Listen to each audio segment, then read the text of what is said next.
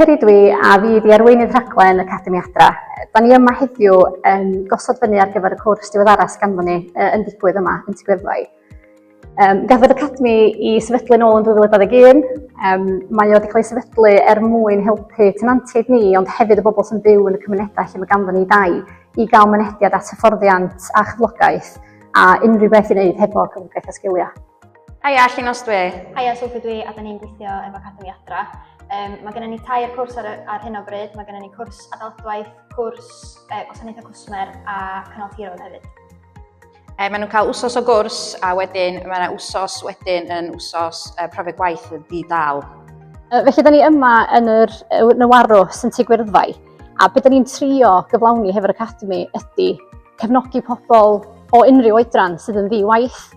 A da ni'n gwneud hynna trwy gydweithio hefo'n partneriaeth.